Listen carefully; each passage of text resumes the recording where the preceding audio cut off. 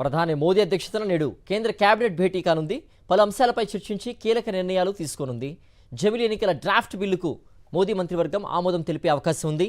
One nation one election బిల్లును ప్రస్తుత శీతాకాల సమావేశాల్లోనే పార్లమెంట్లో ప్రవేశపెట్టి ఆమోదింపచేయాలని మోదీ సర్కార్ భావిస్తోంది. 2027లో దేశవ్యాప్తంగా అన్ని రాష్ట్రాల అసెంబ్లీలతో పాటుగా లోక్సభ ఎన్నికలు నిర్వహించేందుకు కసరత్తు చేస్తోంది.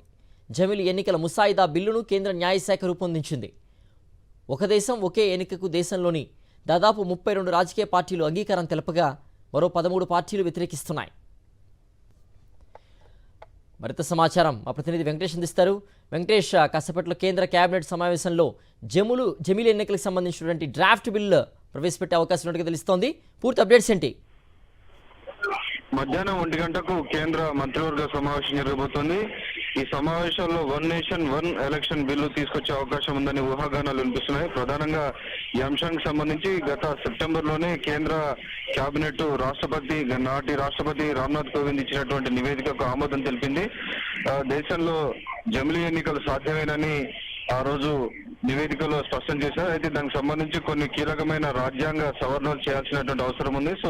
సుమారు 6 రాజ్యాంగ సవరణలు అవసరమైన నేపథ్యంలో ఖచ్చితంగా అన్ని పార్టీల మద్దతు ఉంటే తప్ప ఈ రాజ్యాంగ సవరణ సాధ్యమయ్యేటువంటి పరిస్థితి లేదు. కాబట్టి ఇప్పటికీ బీజేపీకి ఇటు లోక్సభలోనూ అటు రాజ్యసభలో 2 చోట్ల కూడా మెజారిటీ లేదు.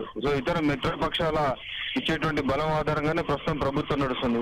ఈ నేపథ్యంలో ఈ one nation one election bill parliament ఆమోదం పొందుతుందా లేదా అనేటువంటి అనుమానాలు చాలా ఉన్నాయి. ఆ నేపథ్యంలో ఈ రోజు కేంద్ర కేబినెట్ ఈ బిల్లుకు ఒకవేళ ఆమోదం తెలిపినప్పటికీ దాన్ని తిరిగి పార్లమెంట్ లో ప్రవేశపెట్టిన తర్వాత జాయింట్ పార్లమెంటరీ కమిటీ పరిశీలనకు పంపేటువంటి అవకాశం ఉంది. ఆ కమిటీ అందరితో స్టేక్ హోల్డర్స్ అందరితో చర్చలు జరిపిన తర్వాత దీనికి సంబంధించినటువంటి ఒక రోడ్ మ్యాప్ ఖరారు చేసేటువంటి అవకాశం ఉంది. అయితే ఇప్పటికే ప్రధాన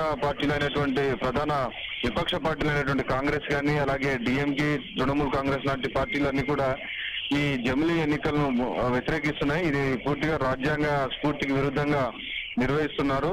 ఖచ్చితంగా ప్రజాస్వామ్యబద్ధంగా ఉండాలంటే ప్రస్తుతం ఉన్న మెకానిజాన్ని కంటిన్యూ చేయాలని ఆ పార్టీలు కోరుతున్న నేపథ్యంలో ఈ బిల్లు ఆమోదం పొందడం అనేది చాలా అనుమానాస్పదంగానే ఉంది.